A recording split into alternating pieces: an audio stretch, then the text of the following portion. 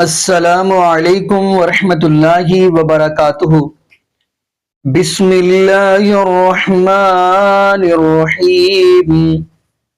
جی ناظرین، آج ہم جس حوالہ سے گفتگو کرنے جا رہے ہیں، ناظرین آپ حیران ہوں گے کہ آپ نے بڑے بڑی بڑی سنی ہوگی مولویوں کی، پیر عبدالقادر جیلانی رحمۃ اللہ علیہ کے بارے میں، لیکن ایک مولوی ہے احمد نقشبندی غالباً، اس کا یہ کہنا ہے کہ 70-80 ہزار کے مجمع کے اندر ایک بندہ، ایک مرید، ایک بابا، ایک بزرگ پیر عبدالقادر جیلانی رحمۃ اللہ علیہ کا درس سننا تھا، اس کو حاجت ہو گئی، وہ بڑا ہی بیچارہ پریشان۔ اب میں کیا کروں، درمیان میں بیٹھا ہوا ہوں، آگے 40 بندے ہیں، 40 ہزار ہے، پیچھے بھی ہیں، میں کیسے نکلوں گا؟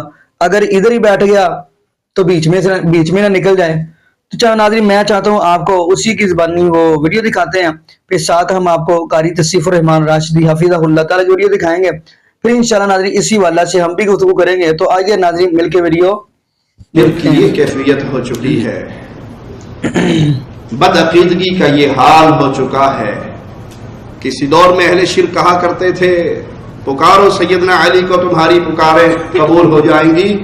اب قبر پرست مولویوں نے دل کے رازوں پر بھی اپنے پیروں فقیروں کا کنٹرول کر دیا ہے۔ انڈیا حیدرآباد کے ایک مولوی صاحب ہیں نقشبندی صاحب، وہ ایک پیر جیلانی کے مرید کا قصہ بیان کرتے ہیں کہ وہ مرید صاحب 70,000 کے مجمع کے اندر بیٹھے پیر جی کا درس سن رہے تھے۔ درس سنتے سنتے پیٹ میں گڑبڑ ہوئی، مروڑ اٹھا، ادھر دیکھا تو 40,000، ادھر دیکھا تو 20,000، آگے پیچھے انسانوں کا سمندر ہے، اور یہ درمیان مسجد میں بیٹھا پیر جیلانی کا درس سن رہا ہے۔ پریشان ہو گیا، کپڑے خراب ہو گئے تو مسجد بھی خراب ہوگی، کیا کروں گا؟ بول بھی نہیں سکتا، شاہ صاحب درس دے رہے ہیں، کس کو کیا کہوں؟ اس نے اپنے دل میں پیر جیلانی کو پکارا۔ پیر جیلانی نے فوراً اپنے سر سے عمامہ اتارا اور پھینک کے مارا، وہ عمامہ اڑتا ہوا آیا اور اس مرید کے اوپر گرا۔ جو ہی پیر جیلانی کا عمامہ گرا، اس نے آنکھیں کھولی تو جنگل میں بیٹھا تھا، قضائے حاجت سے فارغ ہوا، قریبی چشمہ تھا، دو کے طہارت بھی بالکل 0 میٹر ہو گیا۔ اچانک خیال آیا کہ میں تو ادھر مسجد میں بیٹھا پیر جیلانی کا درس سن رہا تھا، اور یہ کہاں جنگل میں، اور معاملات بھی ٹھیک ہو گئے، پیمپر کی ضرورت نہیں پڑی۔ ابھی یہ تصور دل میں کیا تھا کہ میں تو پیر جیلانی کے درس میں تھا، یک لخت آنکھ کھلتی ہے تو دیکھتے ہیں پھر وہیں پر بیٹھے ہیں۔ پھر فرماتے ہیں اسی مجلس میں ایک شخص تھا، اور وہ بڑے پائے کا بزرگ تھا، اللہ کا ولی تھا، وہ 70,000 کے بیچ میں بیٹھا ہوا ہے، اور انہیں انتہائی حاجت محسوس ہو رہی ہے، شدت سے حاجت، ضرورت محسوس ہو رہی ہے۔ وہ ٹوائلٹ جانا چاہتے تھے، اجابت خانہ بیت الخلا جانا چاہتے تھے، انہوں نے اپنی اجابت کو کنٹرول کرنا چاہا، جتنی دیر کنٹرول کر سکتے تھے کرے، لیکن اجابت اب اپنے انتہا کو پہنچی، شدت انتہا کو پہنچی تو بڑے بے چین ہو گئے، کیونکہ اب 25-50 آدمی ہو تو ایسے ہٹا کے نکل جائیں گے، ادھر پلٹے تو 20,000، ادھر پلٹے تو 40,000، پیچھے دیکھے تو 50,000، کہاں سے جائیں گے؟ بیچ میں بیٹھے تھے، ضرورت آ رہی ہے، بے چین و بے قرار ہو گئے۔ اسی بے قراری کے عالم میں غوث پاک سرکار کی طرف متوجہ ہوتے ہیں، سرکار اب میں کیا کروں؟ دوران بیان غوث پاک سے عرض کرتے ہیں اب میں کیا کروں؟ ضرورت محسوس ہو رہی ہے اور انتہا شدت کے ساتھ۔ غوث پاک سرکار، حالانکہ انہوں نے آواز نہیں دی، بس خالی اندر آپ کی طبیعت میں محسوس ہو رہا ہے غوث پاک کیا کروں؟ غوث پاک سرکار ایسے بازو سے اپنا رومال اٹھاتے ہیں اور ان کی طرف پھینک دیتے ہیں، جیسے ہی پھینکے وہ رومال اڑتا ہوا ان کے اوپر جا کر گرتا ہے، اس بزرگ پر جن کو حاجت محسوس ہو رہی ہے۔ وہ فرماتے ہیں خدا کی قسم رومال قریب آیا، جب مجھ پر گرنے لگا تو میں اس رومال کے گرنے کے وجہ سے آنکھ یوں بند کیا، جیسے ہی بند کیا پھر میں نے جب آنکھ کھولی تو میں کیا محسوس کرتا ہوں؟ جنگل میں بیٹھا ہوا ہوں، ادھر پلٹ کر دیکھتا ہوں انسان تو انسان، چرند پرند بھی نظر نہیں آتا. تو مجھے شدت سے ضرورت آ رہی تھی، میں نے ایک کونا دیکھا اور وہاں ضرورت کر لی. ضرورت سے فارغ ہوا، پھر ایک جگہ گیا، پانی ملا، وہاں سے وضو بھی کر لیا. وضو کر کے پھر میں نے سوچا کہ میں کہاں ہوں، غوث پاک کی مجلس میں تھا، یہاں کہاں گا؟ ابھی خیال کر ہی رہا ہوں، چہرے پہ سے رومال ہٹایا تو پھر غوث پاک کی مجلس میں بیٹھا ہوا. صحیح بھی خراب نہیں ہوئی. انا للہ و انا الیہ راجعون. اس دور کے مشرک کم از کم زبان سے پکار کر غیروں کو بلایا کرتے تھے، اپنی حاجات رکھتے تھے. آج کے دور کا قبر پرست اپنی جاہل عوام کو درس دیتا ہے کہ اب زبان ہلانے کی ضرورت نہیں، دل ہی دل میں اگر پیر جیلانی کو پکارو گے تو پیر جیلانی تمہارے دل کے رازوں سے واقف ہے. صرف واقف نہیں، وہ ایک لمحے کے اندر پوری کائنات میں ایسا تصرف بھی کر سکتا ہے کہ بندے کو مسجد سے اٹھا کر جنگل میں لے جائے، غسل کروا کے واپس مسجد میں پہنچا دے. انا للہ و انا الیہ راجعون. یہ شرک کی وہ غلاظتیں ہیں جس میں گرفتار ہونے کے بعد آج اسلام اگرچہ غالب ہے لیکن اسلام کا نام لینے والے اکثریت مغلوب ہو رہی ہے، کیونکہ وہ رسول اللہ صلی اللہ علیہ وسلم کے پیغام توحید کو بھلا چکے ہیں. ان کو پیغام کیا تھا، ان کو درس کیا تھا کہ تم نے جب بھی پکارنا صرف ایک اللہ کو پکارنا، جب مانگنا ایک اللہ سے مانگنا، سوالی بننا تو اللہ کے سامنے. کلام الہی کے انداز پہ غور کرو.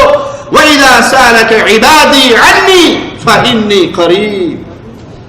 اے محمد صلی اللہ علیہ وسلم، جب میرے بندے میرے بارے میں آپ سے سوال کریں تو پھر اللہ بہت قریب ہے.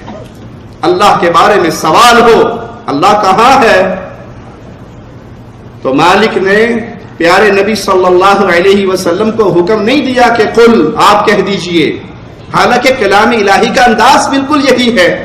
اگر آپ کچھ آیات پہ غور کریں، یسألونک عن الساعة قل انما علمها عند ربی. اے نبی صلی اللہ علیہ وسلم، یہ آپ سے قیامت کے بارے میں پوچھ رہے ہیں، آپ ان کو جواب دیں کہ اس کا علم میرے رب کے پاس ہے. یسألونک عن الانفال قل، اے نبی جواب دو، یہ سوال کر رہے ہیں آپ جواب دو. یسألونک عن الخمر، یہ شراب کے بارے میں، جوئے کے بارے میں سوال کر رہے ہیں، قل، جواب دو. یسألونک ماذا ينفقون قل، یہ آپ سے سوال کر رہے ہیں اللہ کے نام پہ کیا خرچ کرے، جواب دو. یسألونک عن الجبال، یہ پہاڑوں کے بارے میں سوال کر رہے ہیں، فقل، ان کو جواب دیجئے. قرآن حکیم کا انداز ہی یہ تھا. لوگ سوال کرتے ہیں، اللہ کہتا ہے نبی جواب دو.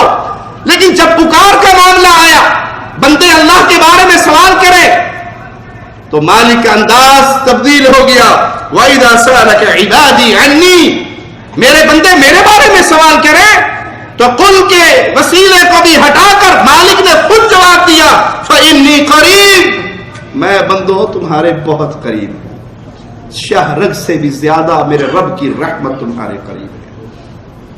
تنہائی میں پکارو، آہستہ سے پکارو، دل میں پکارو، زبان پہ نہ لے کر آؤ. دل ہی دل کی دنیا میں اپنے رب کے سامنے اپنی پریشانی اور غم کو رکھو. وہ رب تمہاری بات سننے پر قادر ہے، تمہیں عطا کرنے پر. جی ناظرین، آپ نے یہ ویڈیو ملاحظہ فرمائی. ناظرین یقین مانیے، قرآن کہتا ہے کہ کوئی بھی درخت کا پتا اللہ کے حکم کے بغیر ہل نہیں سکتا. بلکہ آپ قرآن پاک کی آیت پڑھیں گے، وَعِندَهُ مَفَاتِحُ الْغَيْبِ لَا يَعْلَمُهَا. یہ آیت آپ مکمل پڑھیں گے، اس کے اندر اللہ پاک نے کیا فرمایا، میو وارا کا. اللہ پاک فرماتے ہیں کہ جو درخت سے پتا گرتا ہے نا، اللہ فرماتے ہیں مجھے ہی پتا ہے اس نے خشک ہو کے گرنا ہے یا اس نے ایسے ہرا بھرا ہی گر جانا ہے. اور اگلی بات فرمایا، جب یہ درخت کے سے پتا گرتا ہے اور نیچے آتے ہوئے کتنی کروٹیں لیتا ہے، اللہ پاک فرماتے ہیں یہ بھی مجھے ہی پتا ہے اور کسی کو نہیں پتا. لیکن یہاں پہ کہتے ہیں کہ وہ کہہ رہا جی پیر عبد القادر جیلانی رحمت اللہ نے اس کو اٹھایا، اس بندے نے آنکھیں بند کی، اٹھا کے جنگل میں بٹھا دیا اسے کر کے، یعنی اپنا وزن ہوڑا کر کے، پھر دوبارہ انہیں اکھا بند کی تھی تو پھر آگے محفل دے اندر درس دے اندر بہ گیا نا، کتنی حیرانگی والی گل ہے۔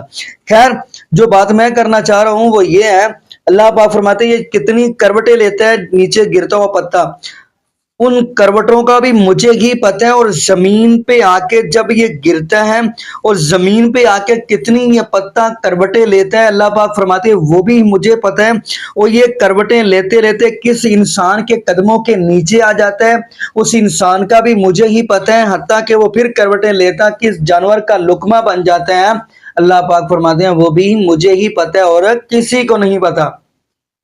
اب ہم سورہ لقمان کی اگر آخری آیت دیکھیں تو اس کے اندر بھی اللہ رب العالمین یہی فرما رہے ہیں کہ 5 چیزوں کا علم میرے ہی پاس ہے اور کسی کے پاس نہیں ہے۔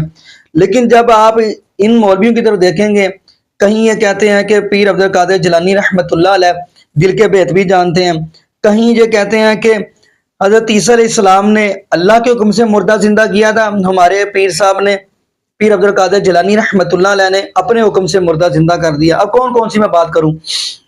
خیر قرآن کہہ رہا ہے ان اللہ عنده علم الساعہ وینزل الغیث ویعلم ما فی الارحام، اللہ پاک فرماتے ہیں قیامت کب آنی ہے مجھے ہی پتہ ہے۔ آگے کیا فرمایا؟ بارش کب برسنی ہے مجھے ہی پتہ ہے، ماں کے پیٹ کے اندر بیٹا ہے یا بیٹی مجھے ہی پتہ ہے، اور اگلی بات فرمایا کل یہ کتنا کمائے گا کیا کمائے گا وہ بھی مجھے ہی پتہ ہے، اور کل اس نے کس جگہ پہ دنیا سے چلے جانا ہے وہ بھی مجھے ہی پتہ ہے۔